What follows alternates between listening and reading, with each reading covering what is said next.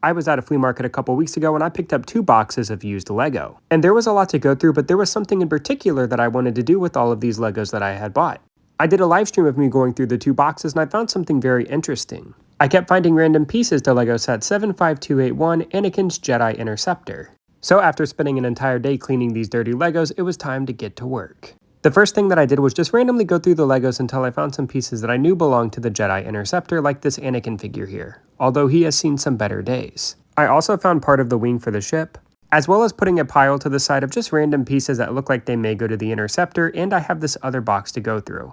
It's going to be a long day. I poured out the second box, and to my surprise, I was able to find the other pair of wings rather quickly. I took a lot of the really big pieces I knew didn't belong to the set and tossed them to the side to get them out of the way. I also pulled up the instructions of this set on my phone and got to building rather quickly. I ended up finding the pieces for the flick-fire missiles, but I was getting a little worried because I started having difficulty finding some of the parts. But I was determined to find as much of this set as I could and restore it to its former glory. And I was pleasantly surprised with how much of the build I was able to complete so far.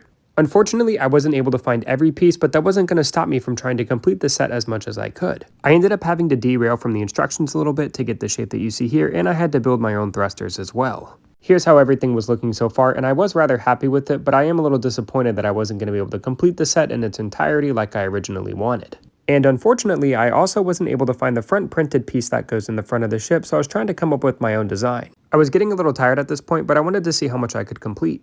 I ended up finding this clear dome piece that I stuck on the front of the ship, and I think it added a lot to the overall aesthetic and shape that I wanted. At this point, I realized I wasn't going to be able to complete the set, so I figured why not try to make it my own. So with the body of the ship complete, I figured it was time to work on the wings, which ended up being a much harder process than I originally thought it would be because I was only using the pieces that I bought from the flea market and it was rather hard to make them symmetrical and look even. I did use the official instructions as reference to help get the shape that I needed. After I was happy with the overall shape and foundation for the wings, I then decided to take it into my own creative hands and try to come up with something a little bit different. I was missing the yellow piece for the left side of the ship there, which is why you see it in dark gray, but right now I'm just kind of working on trying to get the overall shape of the Interceptor and the design that I want.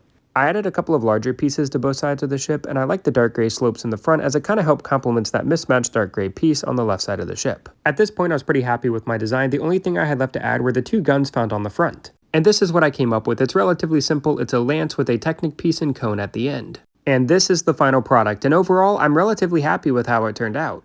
And while this isn't the most impressive thing that someone has made on YouTube, I actually think I did a relatively fair job for my first attempt. Having some of the pieces with stickers from this set definitely made this process a lot easier for me, but it was still a very time-consuming build and I'm happy with the final result. My least favorite part about this build has to be the thrusters in the back. If you have any recommendations, let me know in the comments below.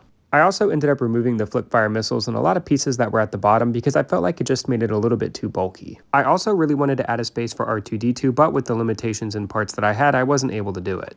Thank you so much for watching my video, and if you enjoyed and want to see more videos like this, be sure to like the video and let me know down in the comments below. And if you like brick built reviews, consider checking those out on my channel as well.